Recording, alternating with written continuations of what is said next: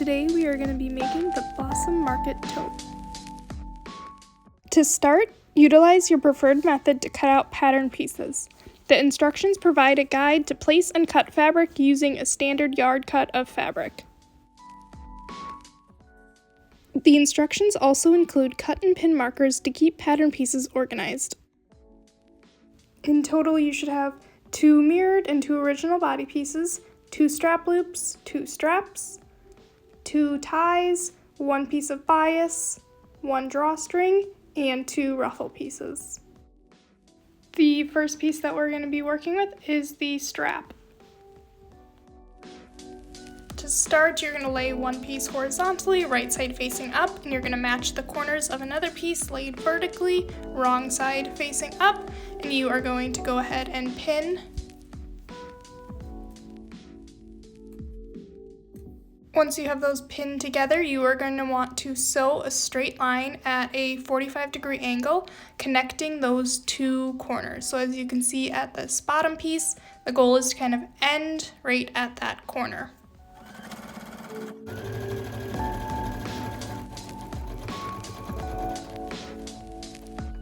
Now that we have that sewn together, you should see that the right sides both face out when we unfold the strap. So we're going to want to go in with the scissors and trim off that excess fabric, leaving about 1/4 of an inch.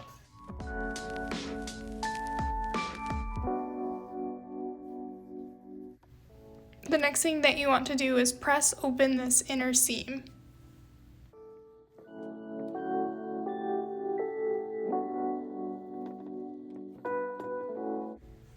The next step is going to be beginning creation of the strap. So you want to fold the entire strip in half and press along the edge. You want to do this for the entire length of the strap.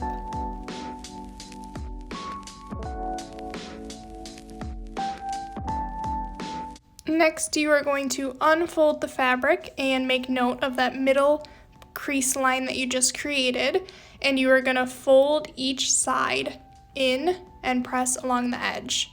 You're going to do this for the entire length of the strap. The crease that we created in the previous step should serve as a guide to know where to be folding in these ends of fabric. You are then going to fold the fabric in half again so that the folds are touching each other and press along the entire length of the strap.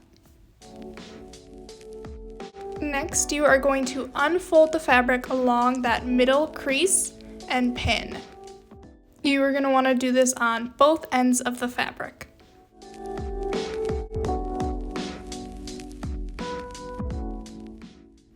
You are going to stitch together the end of the strap on both sides with a 1/4 inch seam allowance, and if needed, you can use scissors to trim off any extra to reduce bulk.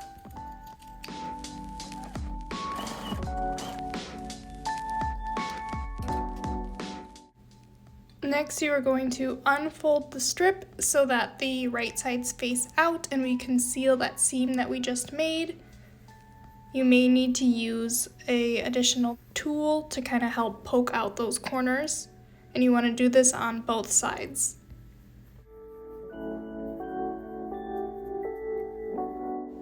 Once that is complete, you're going to go ahead and stitch along the open edge of the strap using a 1/8 inch seam allowance to close the strap.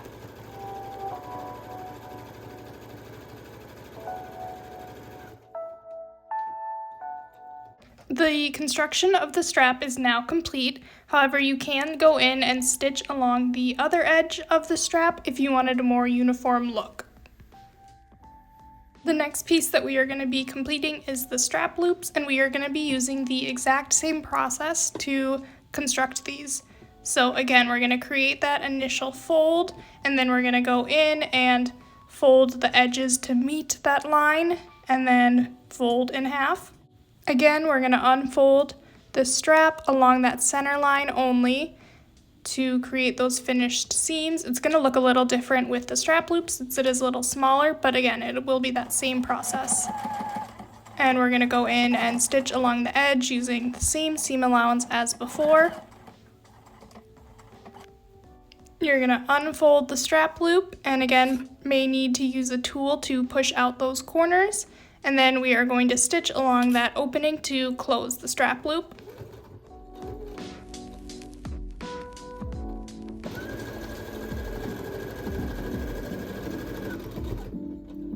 Repeat this process for the second strap loop.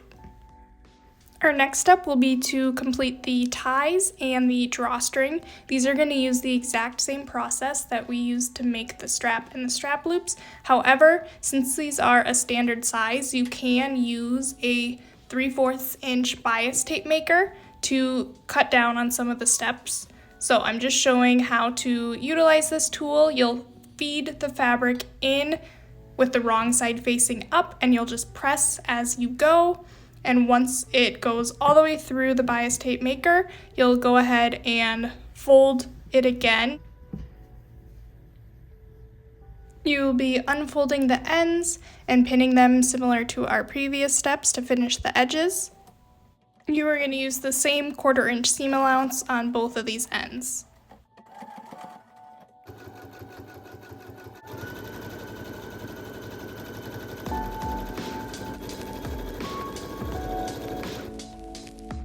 Repeat this process to create your 2 ties and 1 drawstring. At this point, you should have a fully completed strap, 2 strap loops, 2 ties, and 1 drawstring. Next, you're going to want to locate your body pieces. You're going to want to lay 1 body and 1 body mirrored piece right next to each other. You are going to want to measure from the top 7 inches, and this is where we are going to be attaching our ties. So right at the 7-inch mark is where I'm going to pin the first tie. I'm going to pin the other tie directly below that. I found that staggering these next to each other instead of right on top of each other makes the seam a lot less bulky and a lot easier to sew.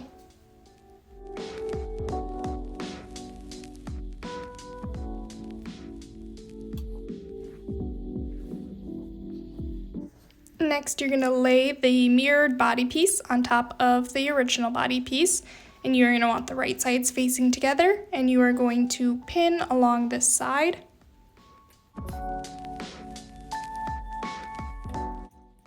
You are going to sew these together using a 5/8 inch seam allowance. This is not a standard seam allowance. It's going to look a lot bigger than what you may typically use, but this is super important for the construction of the bag. I also did some extra back stitching over the ties just to make sure that they were really in place. And you're going to complete this stitch all the way to the bottom. As you open this up, you should have both of your ties on the outside, both of your right sides facing out, and you are going to want to press open this seam that we just created. Next, you are going to fold the raw edge underneath and press along the entire seam. You're going to want to do this on both the top and the bottom flap.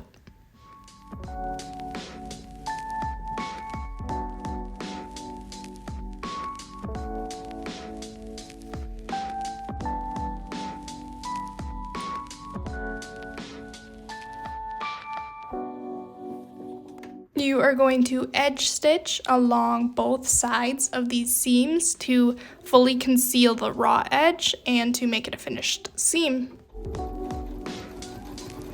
As you approach your ties, you're going to want to make sure that they are off to the side and they are not going to be sewn to the bag during this process.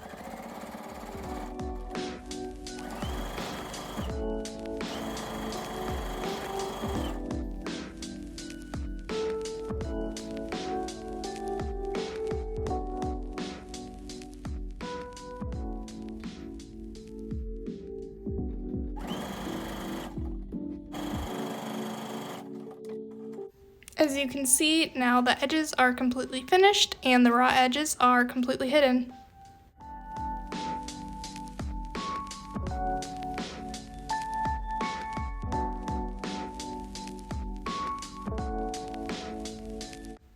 We are going to repeat this process with the other body pieces that we had originally cut out. except this time we are not going to sew all the way to the bottom. Pin along this left edge of the bag. You are going to stitch using a 5/8 inch seam allowance again. However, this time you are going to stop once you reach 2 inches from the bottom. So it may be helpful to measure 2 inches from the bottom and place a pin in that spot so you know where to stop when you're sewing.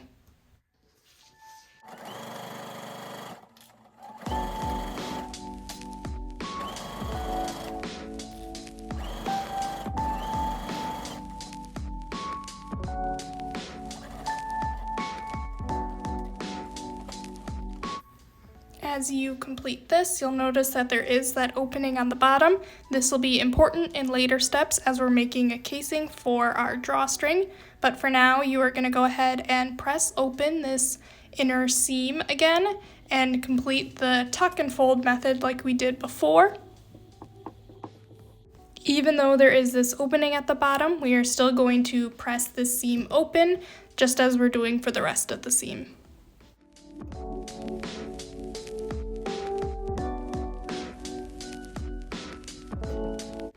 As I said before, we're going to be completing that same tuck and fold along the entire seam, and we're going to press on both sides.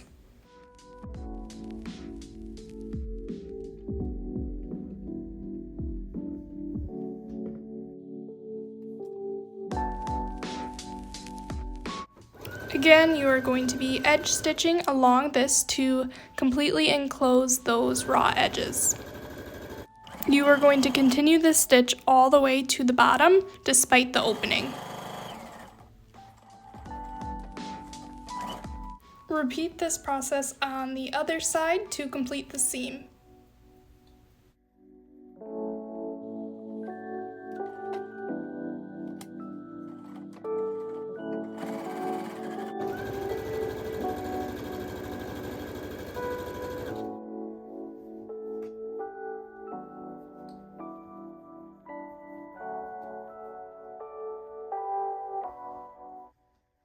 You are going to be laying both right sides together of the two body pieces that we just constructed.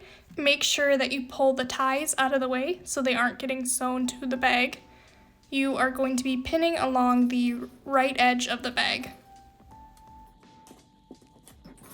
Sew these pieces together using a 5/8 inch seam allowance along the entire edge of the bag.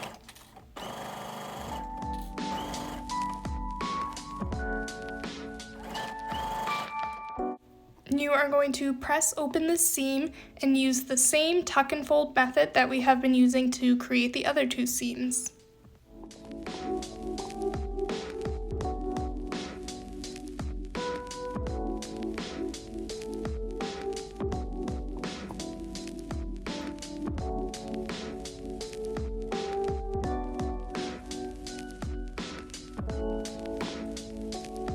Edge stitch this seam as we have done for the other ones. Next we are going to be attaching the strap loops, so you're going to locate that middle seam and you are going to measure down 2.5 inches from the top of the bag. From there you're going to measure to the right 1 inch, and this is where you are going to pin the strap loop. So you're going to fold the strap loop piece to kind of create that circle, and then you are going to pin it.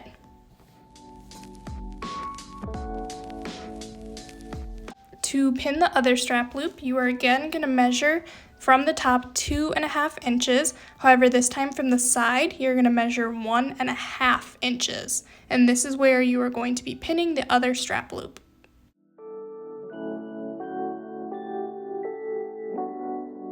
You are going to stitch 1/4 an inch from the top of each of these strap loops to secure these to the bag. If you are omitting the strap loops and instead you are just putting the strap on the bag, you are going to do the same exact measurements and just pin the strap to the same place that we pinned the strap loops. You are going to want to sew a box and an X through that box to secure the strap. Make sure there are no twists in the strap as you're pinning the other side. And again, we're going to pin this the same exact way that we pin the strap loop, and then complete the same stitching. Again, you're going to want to sew these right along the top of each strap loop.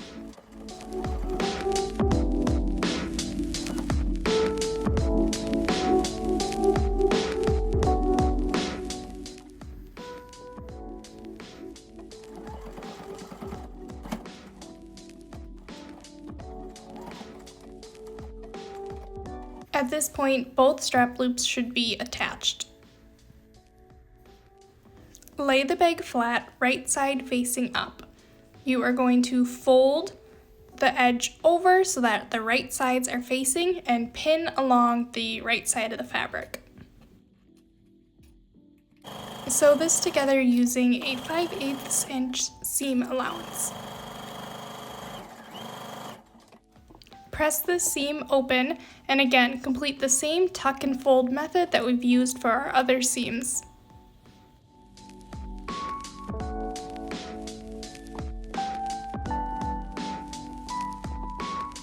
This is the seam that we want to edge stitch. However, we do need to turn the bag right side out first.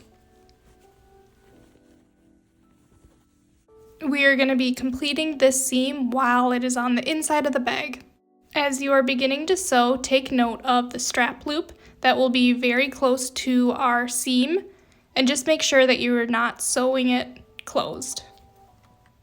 Bunch together the outer or front edge of the bag as you are sewing the seam. Make sure to not pull with a lot of tension on the bag as you're sewing. You may have to go kind of slow and kind of constantly be rearranging the fabric as you go to make sure this is a flat and finished seam. I recommend doing this until you get about halfway or 3/4 of the way down the bag, or until you feel like you just can't go any further. Once you've made it as far as you can, you're going to turn the bag over and finish the seam from the bottom opening. You are going to sew until you connect the original stitching that you did when we were sewing from the top opening of the bag. Make sure that you complete this stitching on both sides of the seam to completely enclose all those raw edges. With the bag turned inside out again, you are going to fold over 1/4 an inch of fabric around the bottom opening of the bag and press.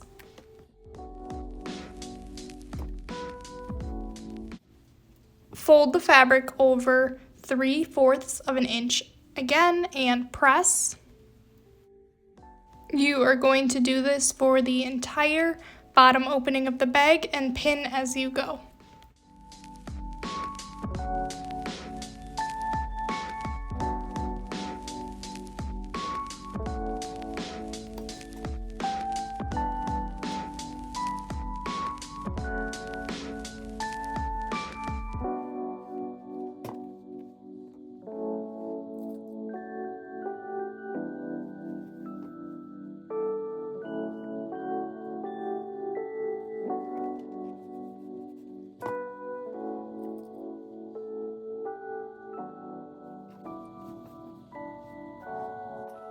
I find that removing this piece of my sewing machine can be helpful to thread the bag onto the arm of my sewing machine. As you can see, it's a bit of a tight squeeze, but it does kind of help to stabilize it as I go. And then you're just going to go ahead and top stitch along the entire opening of the bag.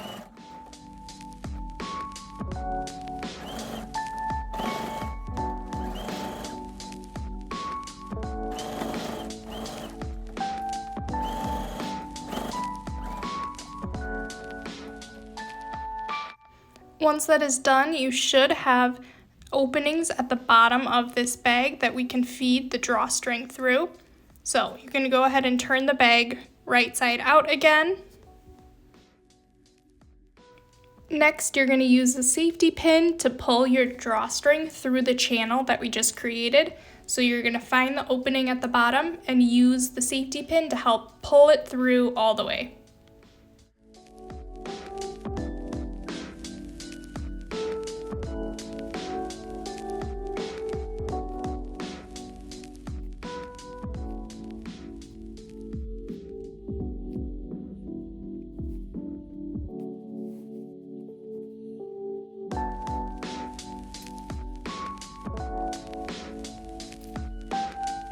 Next, you're going to locate your ruffle pieces. You're going to lay the wrong side facing up and create a 1/4 inch fold along the sides. You're going to press this and then create an additional 1/2 inch fold and press. You're going to do this along both edges of the fabric.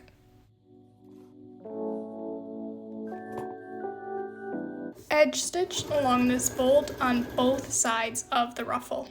Next, we're going to be creating these same folds along the bottom edge of the ruffle. So once again, create a 1/4 inch fold along the bottom edge, press, and create an additional 1/2 inch fold and press.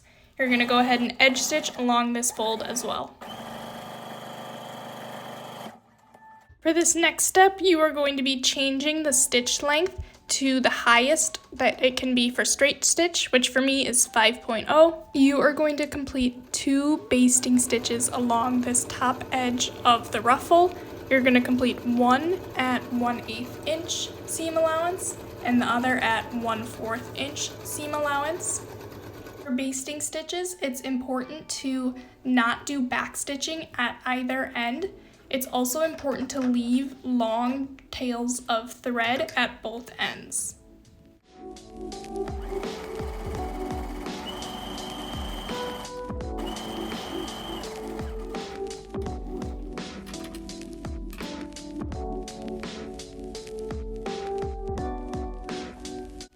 Line up the center of the ruffle with the front seam line. An easy way to find the center is to just fold it in half, and then when you open it, you know exactly where to pin. The goal will be to line up the edges of the ruffle with the side seams. So you want to locate the bobbin threads, which are the ones that are on the bottom, and you want to pull on these to create the gathers.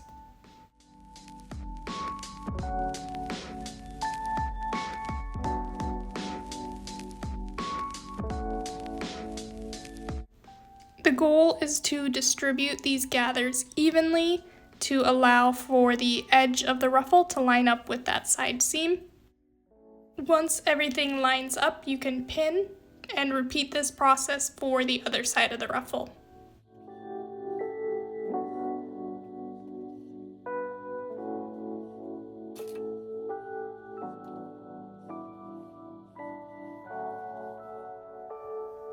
This is what one completed ruffle should look like. It should line up with both of those side seams, and then you are going to want to repeat this with the other ruffle on the other side. Make sure that you have reset your stitch length to be 2.5. Stitch along the edge of the bag to attach the ruffle.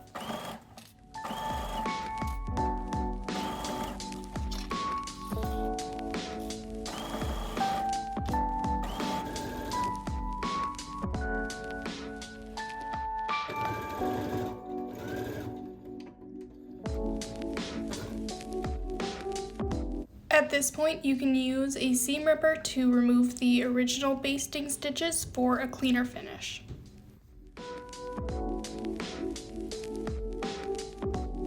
Locate your bias piece, complete steps 6 through 9, or utilize the bias tape maker with this piece. Turn the bag so the right side is facing out.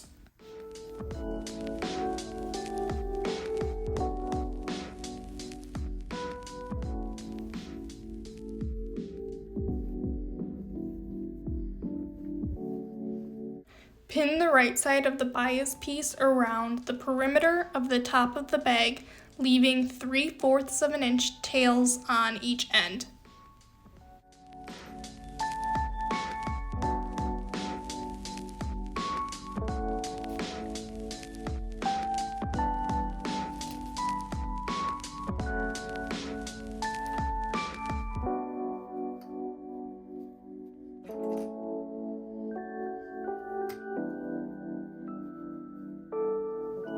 Once you reach the beginning of the bag, you may have some excess bias. You can go ahead and trim this to leave that 3/4 inch tail that is needed at the end.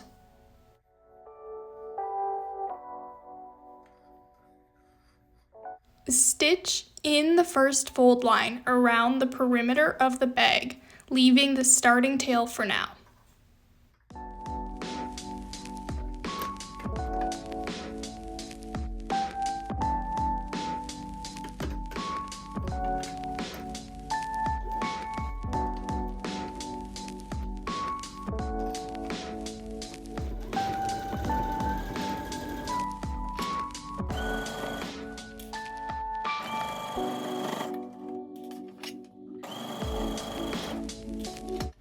When you come back around near the end of the binding, fold the tails down towards the start of your stitch and stitch the tails down in that direction.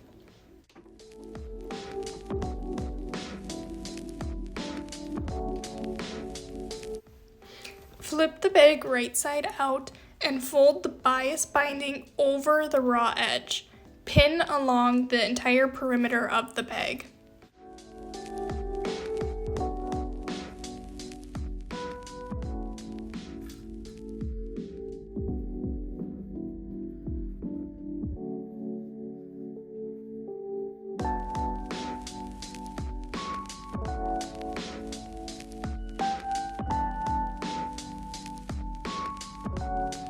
Edge stitch around the perimeter of the bag. All raw edges should be concealed at this point.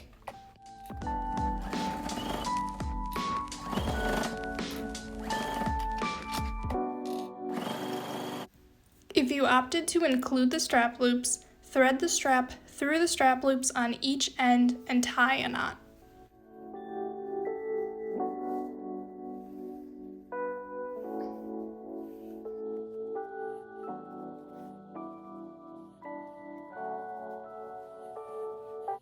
At this point, I also like to tie the ties closed as well as the drawstring into a bow.